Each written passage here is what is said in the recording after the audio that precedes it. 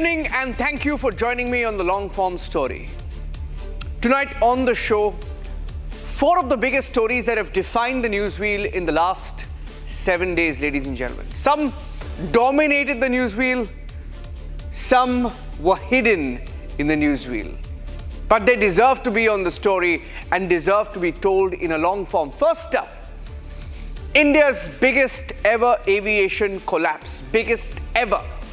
Airports packed, passengers stranded, IndiGO's engineering strike.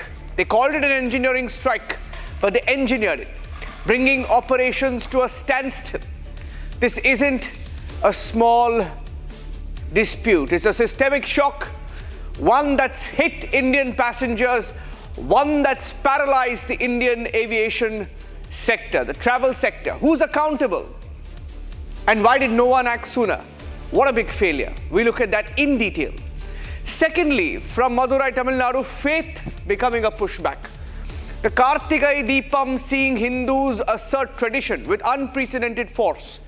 What sparked the confrontation and why is this moment being viewed as a cultural reset in politically charged Tamil Nadu? Third, from Nanded, Maharashtra comes a story of grief and defiance.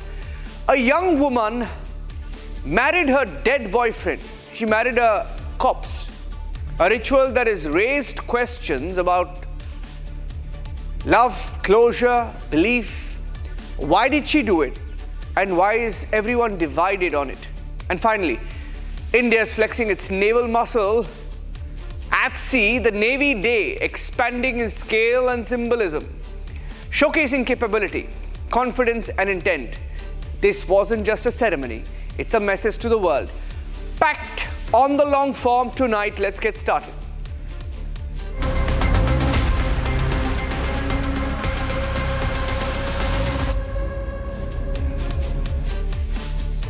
A massive aviation meltdown, ladies and gentlemen, this week gripped the nation. What began as scattered flight delays has spiraled into one of the worst passenger crises India has ever seen in recent decades. Airports choked in the last few days. Families stuck, baggage missing. Thousands of families slept on the floors of airports, pleading for a way home. And their IndiGO flights were cancelled repeatedly, sometimes without warning, sometimes without alternatives. And the chaos is the result of IndiGO's inability to comply with the newly formed and newly enforced DGCA pilot fatigue guidelines called FDTL. Tonight on the long form story, we break down the aviation system failure, the cascading exploitation that we've seen that followed in the last few days, and the unprecedented intervention, or rather the unprecedented intervention that had to be done by the government, which was caught completely on the back foot on this one. Down, down! IndiGO! Down, down! IndiGO! Down, down! Down, down! IndiGO!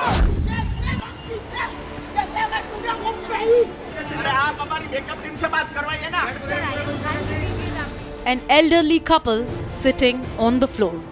Children curled up, sleeping on their luggage. Young travelers stranded in an unfamiliar city, desperately trying to find a way back home. Service है, don't go IndiGO. Flight है ही नहीं यहाँ पे. अब वो कल का दे रहे हैं और कल भी क्या गारंटी के फ्लाइट जाएगी. फ्लाइट कैंसिल हो गई तो ये एयरलाइंस का हेडेक है, ये मेरा और आपका हेडेक नहीं है. बैंगलोर से मुंबई आए हैं, लेकिन हमारा बैग नहीं आया है और बैग में मेरा पासपोर्ट है, इंटरनेशनल का टिकट है मेरा. And this isn't a one-off incident. It's unfolding for days across multiple airports throughout India. Madam, 4 दिन से 3 दिन से बिना खाए पिए सोए यहाँ पे खड़े. Passengers paying hefty sums again and again, only to watch their flights get cancelled, one after another. No place to stay, no way to return. A nation brought to its knees by one of the worst aviation breakdowns in recent memory. Passengers left helpless, safety overlooked, and a government bowing to the whims of a corporate airline. For what? All because of one thing: a complete failure to comply with aviation guidelines.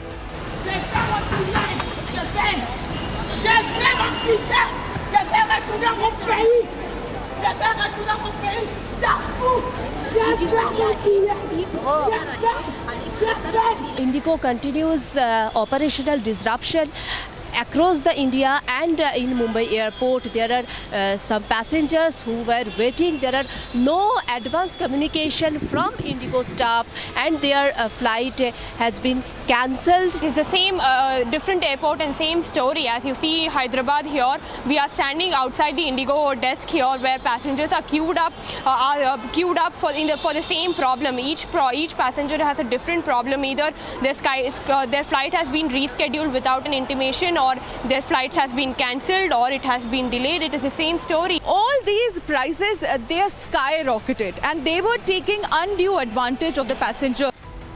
IndiGO, the airline that dominates India's domestic skies, has plunged into chaos, leaving thousands of passengers stranded nationwide. Its network has crumbled under the pressure of newly enforced pilot fatigue rules, exposing cracks in the system. And the irony is staggering. Regulations designed to safeguard passengers have instead triggered one of the most widespread waves of passengers suffering in the recent aviation history.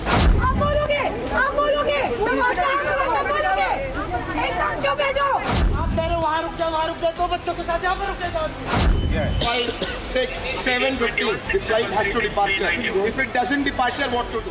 Full enforcement wasn't due until November 2025, giving the airline months to prepare. But when the deadline finally arrived, IndiGO's network collapsed. Readiness was missing. Chaos took over.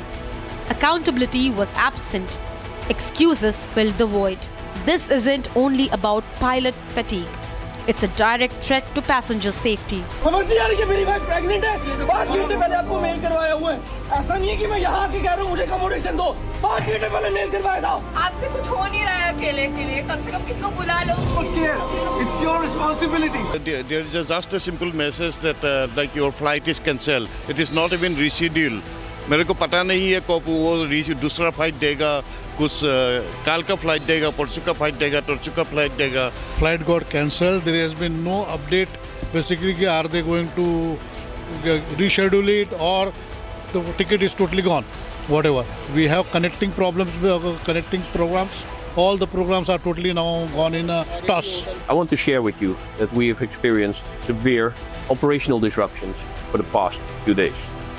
Since then, the crisis continued to aggravate, with today, December 5th, being the most severely impacted day, with the number of cancellations well over 1,000, or more than half of our number of daily flights. I, on behalf of all of us at IndiGO, would like to extend our sincerest apologies for the major inconvenience this has caused to many of our customers on account of delays or cancellations. This entire IndiGO crisis has actually happened apart from the flights being cancelled. Now, several people are struggling with the fact that the flights have been cancelled and delayed. Another major issue which has come up amid this meltdown was that the fellow airlines, be it Air India, be it Air India Express, Akasa, all these prices, they have skyrocketed and they were taking undue advantage. Other airlines seized the moment, hiking fares overnight and leaving stranded passengers with only sky-high ticket prices to choose from. Ladies and gentlemen, monopolies are bad, but the Modi government seems to be very comfortable with monopolies and duopolies, and that's very bad.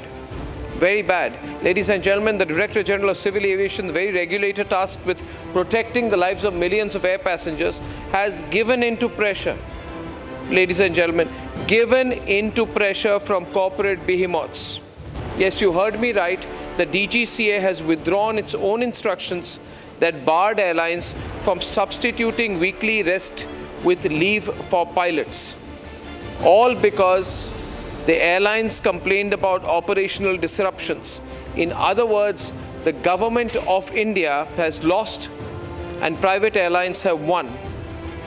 And this is all happening because two airlines together control 91% of domestic aviation. Ladies and gentlemen, two airlines, 91% market share, and they are pre-planning disruptions. I have on record the statement of the IndiGO CEO, who has said quite clearly that the so-called cancellations of IndiGO Airlines planes was pre-planned, which means in a pre-planned way without informing passengers, they decided to cancel airlines. In other words, IndiGO planned and conspired to put India's aviation sector to a standstill for the last 2 days. With flights vanishing across major routes, travelers found themselves cornered. Even nearby airport hotels inflated their rates, turning desperation into profit. What began as an operational collapse quickly spiraled into widespread exploitation, an industry cashing in while passengers paid the price. The immediate priority for us, like I said, is to bring normalcy back. Today in the country, if you're seeing, there are 5 lakh people traveling by air every day. There are very, very few countries in the world with so much big aviation network. And today we have that kind of network in the country. And there are more and more people every day preferring to travel by air. So as a minister, my immediate priority on behalf of the government is to ensure normalcy, and people who want to fly smoothly, conveniently, and the airports provide all the necessary facilities to them. So the immediate concern is to bring that back. Immediate concern is to provide all the support to the passengers at the airports, especially, like I mentioned, the senior citizens and the differently abled. That is the immediate one. But we are observing deeply into this system. We are seeing the scheduling network that is there. We are seeing the FTTL norms that are there. We are going to thoroughly look into it and ensure all the airlines follow the due diligence, because ultimately in aviation, no matter other networks, but aviation, we have to keep safety as a very important factor. We can't compromise on safety. That is the most important thing. So while we bring in new changes, while we expand our network, while we expand our fleet, the passengers shouldn't feel that inconvenience, and especially the network that is being created has to have a very smooth flow. So both long term and short term we have. Short term is to bring the normalcy. Long term we'll do further stakeholder consultation with everyone and ensure that proper implementation of the FTL guidelines, and ensuring everyone, there is a balance between all the necessary stakeholders is established. That will be one action item for us in the future. See, in order to make air travel more safe and secure, the pilots were demanding extra rest hours as per international norms. So DGCA, on the directive of the courts, in order to make air travel more safe and secure, the pilots were demanding extra rest hours as per international norms. So DGCA, on the directive of the courts, also declared the new norms for rest of 6 hours was increased to 8 hours. Similarly, the night flying hours were reduced, and directives were given more than 1 year back to all the airlines to recruit more pilots and staff and get ready for the new norms. The tragedy is that we were very happy when the government showed 8.2% growth in GDP. The next day, IndiGO grounded some of the planes, saying that there is a computer glitch. And then they gave a statement that the glitch is resolved. ऐसा है कि Indigo की जो problem है last 1 week से आई हुई है, इसकी छोटी सी हिस्ट्री है। DGCA ने इंटरनेशनल नॉर्म्स के हिसाब से 2019 में FTDL के ऊपर एक सिविल एविएशन रिक्वायरमेंट्स दिया था मार्च 2019 में। इसके बाद ये इंटरनेशनली देखा गया था कि कई एक्सीडेंट्स हुए और जिसमें पैसेंजर और पायलट्स की डेथ भी हुई है, और इसके बाद ये महसूस किया गया कि पायलट और केबिन क्रू को थोड़ा ज़्यादा रेस्ट पीरियड मिलना चाहिए। इस बात के चलते DGCA ने जनवरी 2024 को एक नया civil aviation department section J part 3 में इशू किया, जिसको कि 6 जून 2024 को इम्प्लीमेंट करना था। अब ये चीज़ इम्प्लीमेंट नहीं हो पा रही थी क्योंकि वेरियस एयरलाइन ऑपरेटर्स की तरफ से दबाव था, क्योंकि इसको इम्प्लीमेंट करने से उनके पास पायलट्स और एयर क्रू की कमी हो जाती। इसके इम्प्लीमेंट ना होने के चलते बहुत से पायलट्स के ऑर्गेनाइजेशन, उनकी एसोसिएशन दिल्ली हाई कोर्ट में गए और वहाँ पे ऑनरेबल जस्टिस गंजू ने डिसीजन दिया कि इस पर्टिकुलर डायरेक्टिव का इम्प्लीमेंटेशन DGCA को करवाना है और एयरलाइन ऑपरेटर को 2 पार्ट में करना है। इसमें 22 क्लॉज थे, 15 क्लॉज को इम्प्लीमेंट करना था 1 जुलाई 2025 तक और बाकी बचे 7 क्लॉज का इम्प्लीमेंटेशन करना था 1 नवंबर 2025 को। मेन डिफरेंस इसमें क्या था, जो पुराने ऑर्डर थे और नए ऑर्डर के बीच में, कि पायलट लोगों को और कैबिन क्रू लोगों को जो पहले वीकली ऑफ मिलता था 36 घंटे का, उसको बढ़ा करके 48 घंटे का कर दिया गया था।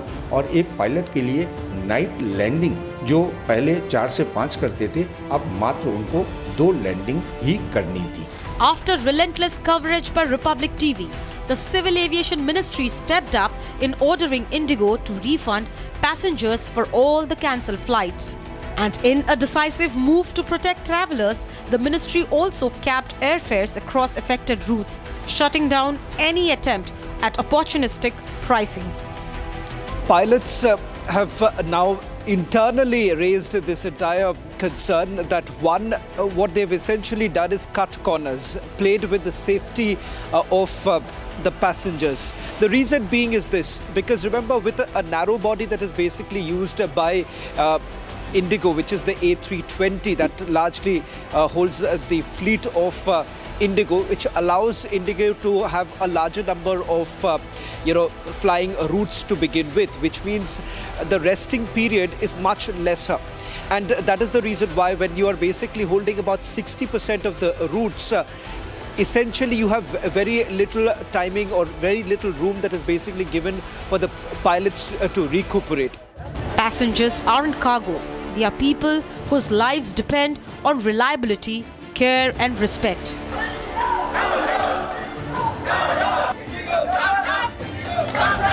The IndiGO crisis reveals a stark reality.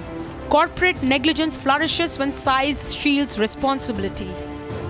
Apologies aren't enough.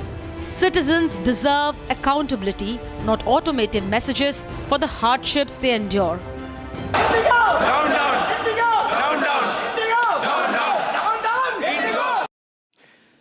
A sacred hill in Tamil Nadu shared for centuries by a Murugan temple and a Sufi dargah has once again become the epicenter of conflict in Tamil Nadu. What began as a simple petition seeking permission to relight the ancient Kartigai Deepam lamp at the hilltop Deepathoon in Madurai spiraled into clashes. Prohibitory orders were put in place, detentions took place, and a tense face-off, mostly political, between members of the judiciary, state administration, and tonight as the Tamil Nadu government rushes to the Supreme Court and political parties battle on the streets. And inside Parliament raising this issue, the sacred lamp of Thiruparan Kundram remains unlit. But the controversy surrounding it is now blazing across the nation. It's a political fight. Stalin government doesn't want the lamp to be lit. The BJP is fighting for it. Here's the long form story.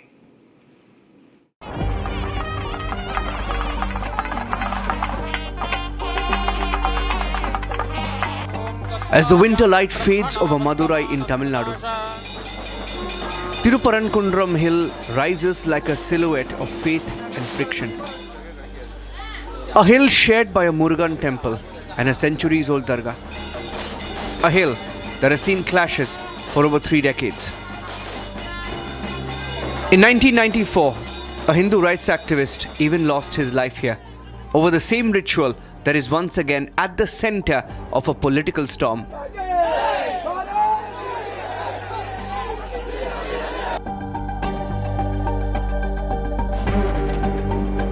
This latest chapter began with a petition from Ravi Kumar seeking permission to light the Kartigai Deepam lamp at the hilltop Deepatum, the very pillar where the flame once burned as tradition. The ritual stopped nearly 80 years ago during the Second World War.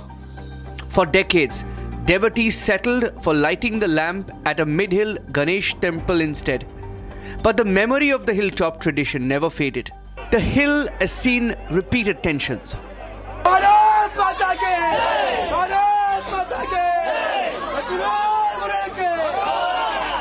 In 2014, allegations of meat being consumed near the Dargah on temple land sparked outrage. Later, DMK ally Nawaz Khani sacrificed a goat here during Ramzan. Last year, a proposal to rename it Sikandar Hill triggered statewide protests before the court ruled that it legally remains Thiruparan Kundram, the ancient Murugan abode.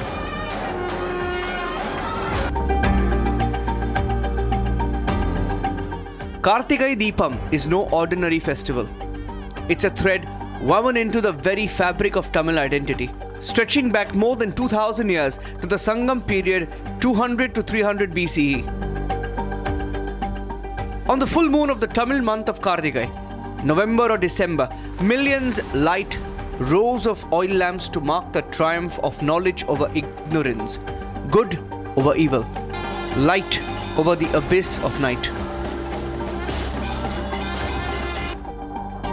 And no hill carries this legacy more powerfully than Thiruparan Kundram, atop which stands the Deepathoon, an ancient stone pillar where for over 1,300 years, priests kindled a towering lamp of ghee and camphor, its flames leaping skyward as a divine beacon until it stopped 80 years ago. The BJP blames DMK government of trying to ignite tensions by triggering the Islamic community to fight.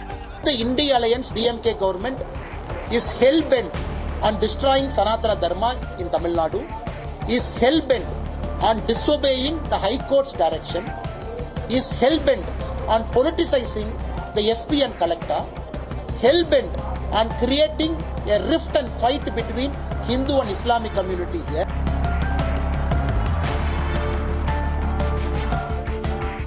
On the 1st of December, Justice G.R. Swaminathan in the Madras High Court issued a decisive order. Permit the lamp to be lit on the 3rd of December at the Deepathoon. But the Tamil Nadu government department resisted, arguing that the ritual hasn't been performed in 80 years. December 3rd was the breaking point.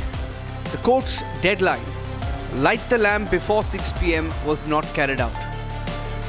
Justice Swaminathan convened a rare 6 p.m. video conference demanding answers from the Madurai collector and police commissioner. Officials cited an appeal filed by the state and delays from the HR and CE department. The judge immediately authorized the petitioner to go up with CISF protection and light the lamp himself. But the hill was already sealed under Section 144. Police blocked entry, saying CISF should not override state security. Barricades fell, protesters surged, clashes broke out along the path leading up Thiruparan Kundram Hill.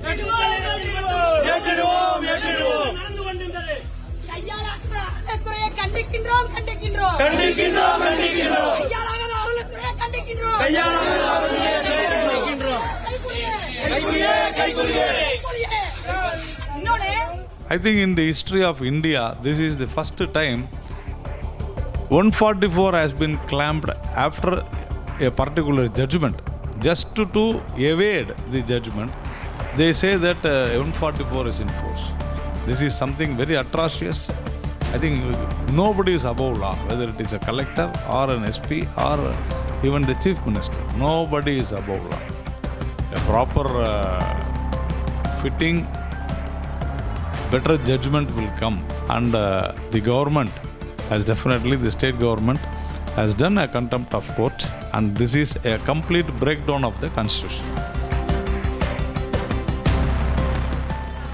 December 4th, the judge heard contempt charges again, ordering the collector to personally monitor preparation, directing the commissioner to ensure the ritual was finally carried out. But the lamp remained unlit. Across Tamil Nadu, protests erupted, including outside the DMK headquarters in Chennai. BJP State President Nayanar Nagendran was detained. Vinod Selvam was arrested.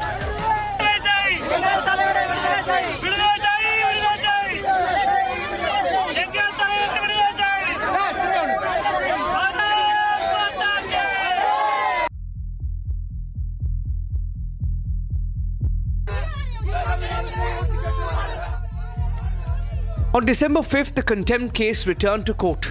But with the Tamil Nadu government now approaching the Supreme Court, the hearing was pushed to Tuesday.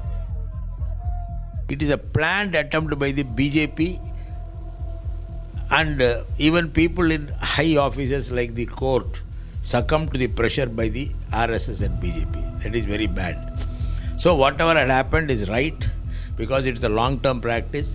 The state police have the right to maintain law and order. It is as per the constitution, it is the duty of the state to maintain law and order, and state police should do that. That is what everything has happened legally, except the judgment is not legal. Justice Swaminathan sought a detailed report from the CISF commandant on why the order couldn't be implemented and why prohibitory orders were imposed. Meanwhile, in Delhi, DMK leader Kannimodi Karunanidhi moved an adjournment motion in Parliament, accusing vested groups of trying to inflame unrest in Tamil Nadu. With the state government's appeal now awaiting a nod from the Supreme Court, and the Chief Justice insisting the case be listed only after all documents are in order, the flame of Kardigai Deepam still waits at the hilltop. A hill of two faiths, a ritual frozen in time, and a conflict now burning across courts, streets, and political power centers. Thiruparan Kundram, the lamp remains unlit, but the tensions it has sparked are far from fading.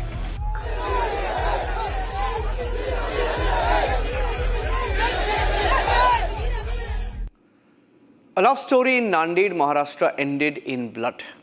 20-year-old Saksham Tate, shot, beaten to death by the father and brothers of his girlfriend, Achal Mamidwar.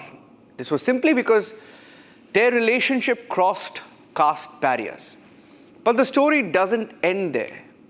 In a defiant act this week that stunned the entire country, the girl, Achal, later walked into Saksham's funeral, her late boyfriend, and then married his dead body. She married a corpse.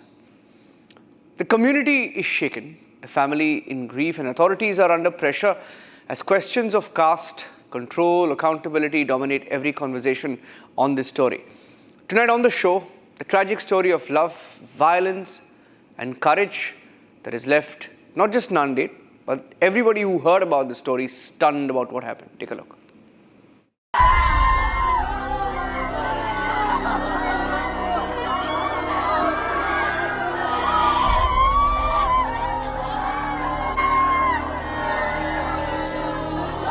This is a love story that ended with a gunshot.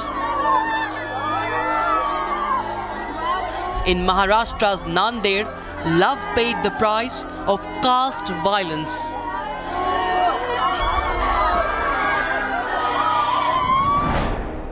"21-year-old Saksham Tate was shot in the ribs, smashed on the head, left to die on the streets he grew up on. The killers were none other than Aachal's own father and brother. तुझं नाव काय? आचल Gajanan Mamidwar.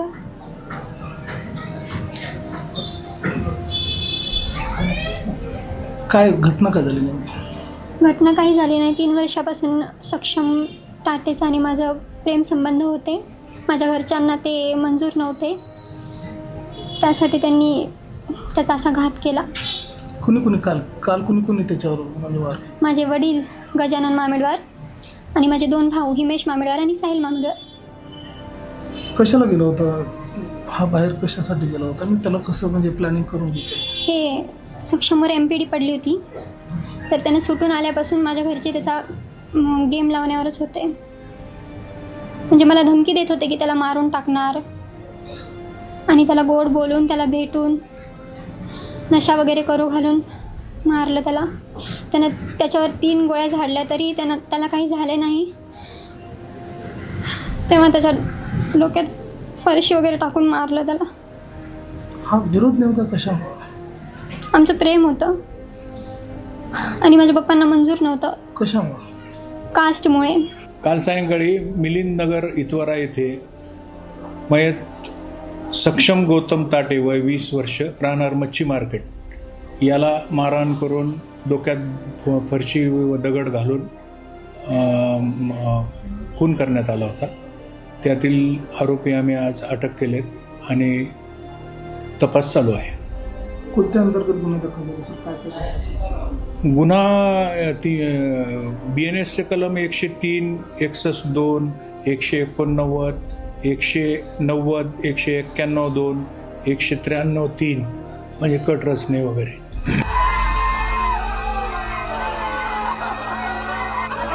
But what followed was something no one has witnessed before.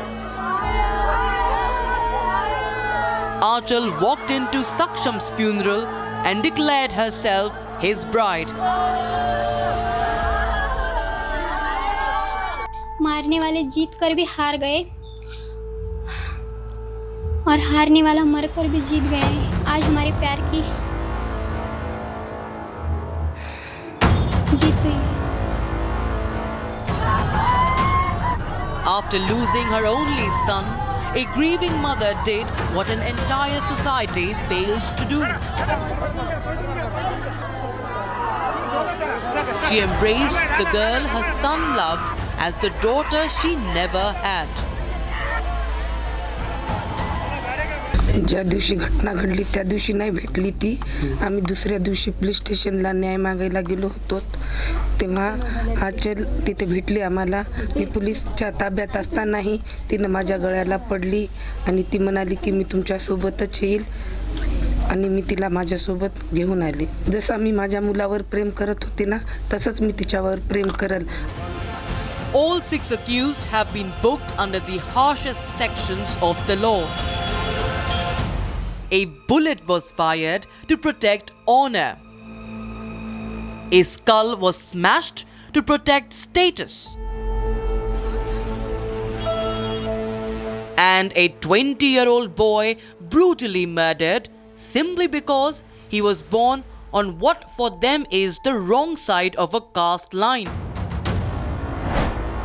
In Haryana's Rohtak, just a week ago, 23-year-old Sapna paid the same price. She married outside caste, and one night her own brother walked into her home with pistols and shot her dead. And months before Sapna, India watched a 25-year-old tennis player, Radhika Yadav, shot dead by her own father inside their Gurugram home.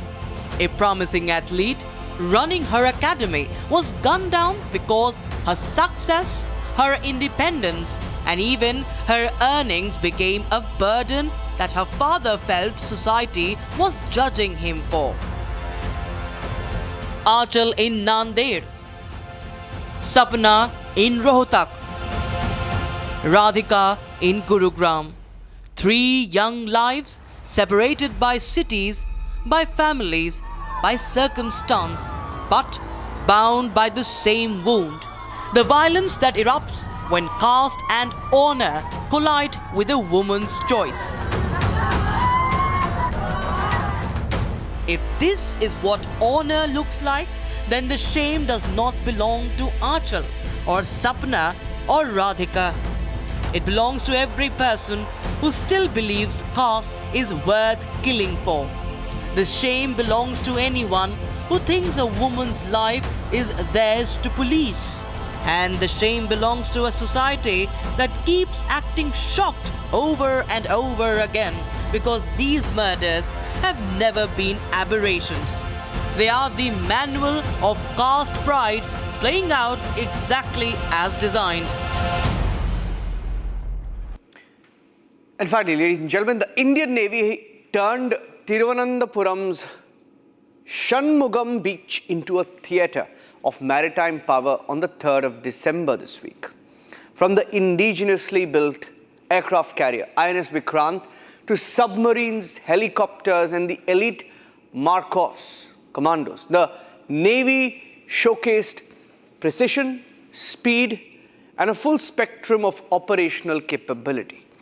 President Draupadi Murmu, Supreme Commander of the Armed Forces, witnessed the grand demonstration which combined combat drills, aerial maneuvers and ceremonial tradition in Kerala.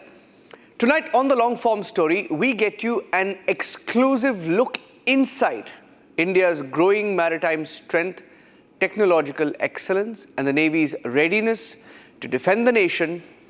This was a spectacle of power, precision and pride that unfolded along Kerala's coastline and captured by the Republic TV crew and cameras.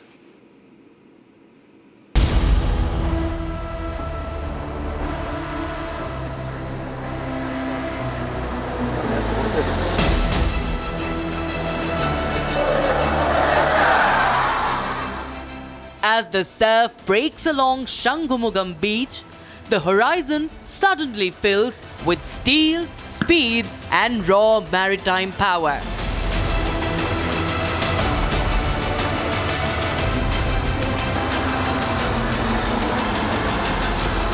Shangumugam Beach in Thiruvananthapuram turned into a grand theatre of naval power. Against the glow of Kerala's evening skies, the Indian Navy unleashes a rare display of precision, the operational demonstration marking Navy Day 2025. At the heart of this grand spectacle stands the President of India, the Supreme Commander of the Armed Forces, Draupadi Murmu, welcomed with full naval honors. 150 sailors standing in perfect formation presented President Murmu with ceremonial guard of honor. I extend my greetings for the Navy Day, which is a celebration of selfless service and supreme sacrifice made by naval personnel in defense of our motherland. People of India are grateful to the men and women of Indian Navy for their service to the nation. We are proud of each one of you. On behalf of fellow citizens, I would like to thank all of you for your professionalism, passion and patriotism. A synchronized, action-packed demonstration of frontline naval platforms was a remarkable highlight, symbolizing the Navy's ability to deploy power, precision and coordination across the maritime domain. The Indian Navy Day 2025 is being celebrated here in Trivandrum with an operational demonstration where the Honorable President of India would be the chief guest. This operational demonstration will include operational demos by multiple naval platforms, 19 naval platforms to be exact. This scenic beach in Trivandrum is the pristine location for this operational demo at Shangumugam Beach, Trivandrum. For the first time, Navy Day main public showcase is being held in Kerala, commemorating the Navy's role in the 1971 Indo-Pak War, particularly Operation Trident. It underscores the Indian Navy's combat readiness, cohesion, self-reliance and Atmanirbharta. Leading the display was India's pride. The indigenously built aircraft carrier INS Vikrant. In front of us is INS Vikrant, India's first indigenously built aircraft carrier. This shows the epitome of naval engineering, Indian industry prowess and metallurgical progress that India has made in the past 60 years. This is INC-1 project, INS Vikrant, showcasing the glory and might of Indian Navy in full colors. This aircraft carrier carries MiG-29K aerial combat aircraft, possibly the most deadly aircraft. We are now seeing our MiG-29K take off from the carrier. This is the beating heart of the Indian Navy. Indian Navy is focused on its carrier first and performs in carrier battle group operations. The INS Vikrant, being one of the two operational carriers at the time, is possibly one of the best examples of a diesel propelled ramp assist takeoff being performed by the MiG-29K of the Indian Navy. More than 20 warships, submarines, helicopters and maritime patrol aircraft. INS Shishukuma, a diesel electric powered submarine in front of us. This is part of the submarine fleet deployed in the Arabian Sea region of Indian Ocean. The submarine warfare are the most complex and most difficult sustained operations. Elite Marcos commandos showcased combat insertion techniques reflecting the Navy's readiness to respond to any challenge in littoral and blue water environments. The Navy's elite marine commandos leap into the sea in a high-intensity display of combat insertion, showcasing skill and discipline.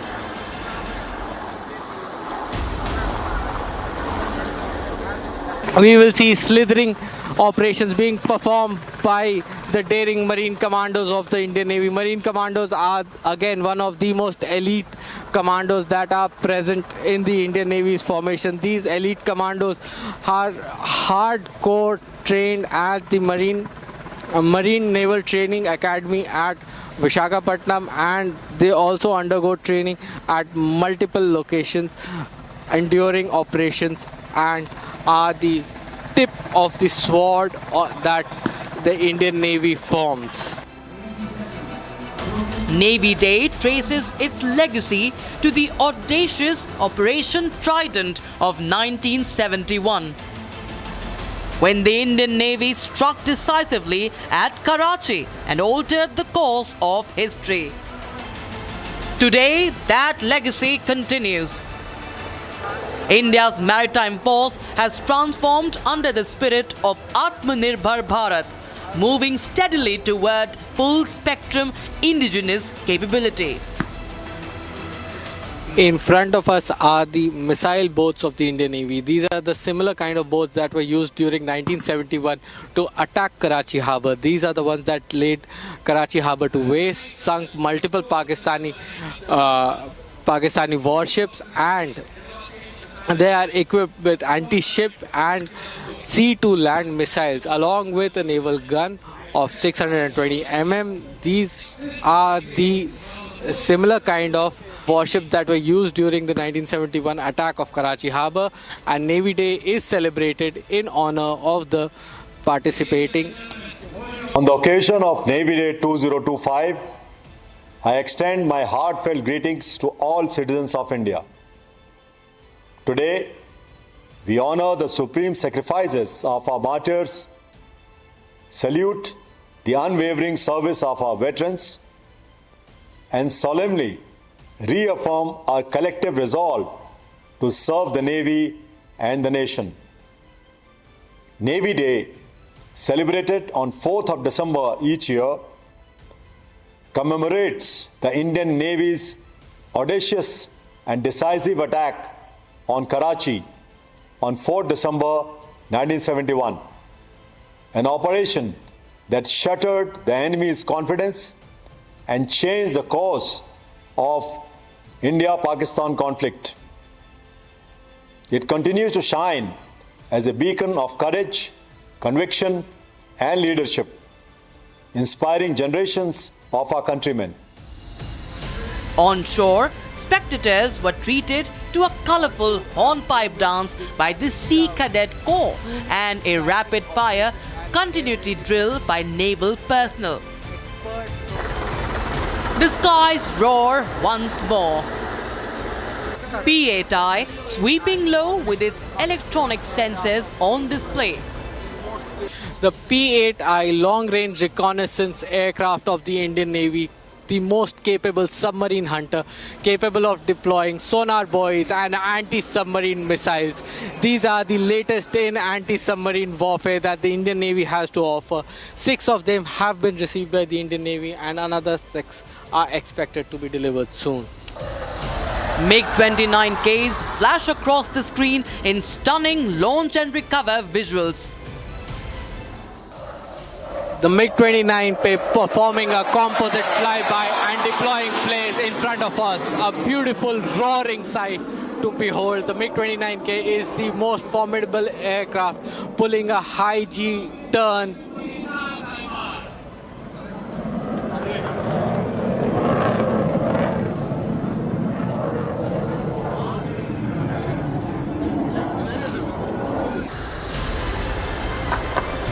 Helicopters carve arcs through the air while elegant sailing vessels glide past, bringing together tradition and technology, courage and craft. As darkness settles over the coast, the rhythm shifts from thunder to tradition. The Sea Cadet Corps performs the hornpipe dance.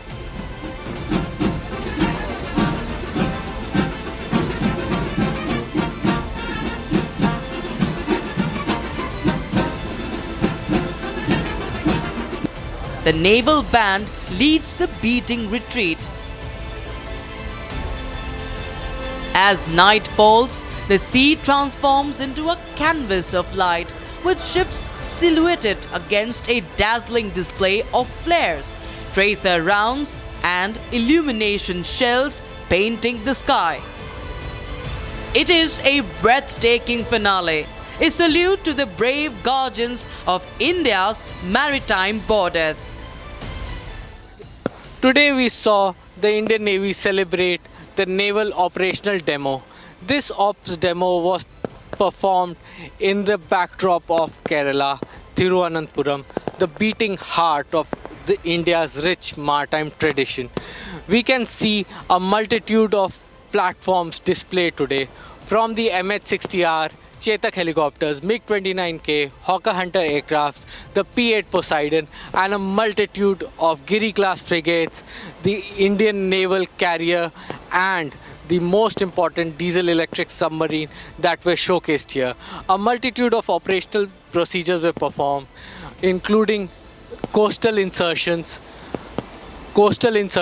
including landings and takeoffs from carriers, and showcasing of the MH-60R and P-8 Poseidon aircraft. Indian Navy is a multicultural force ensuring the maritime security of India, all the way from the Arabian Sea to the entire Indian Ocean region. India is the only country with an ocean named after it, and rightly so, because India is the center and most important nation in this region, ensuring freedom of navigation, resource management, and the territorial waters of India.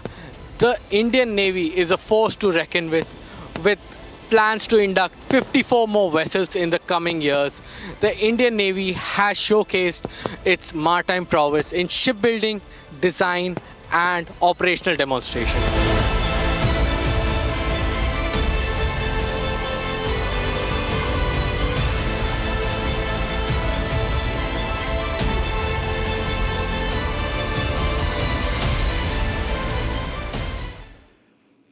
That's it on this edition of the long form story. Ladies and gentlemen, in case you missed any of our 4 compelling stories tonight, you can catch the repeat 12 p.m. Sunday. Thanks for watching.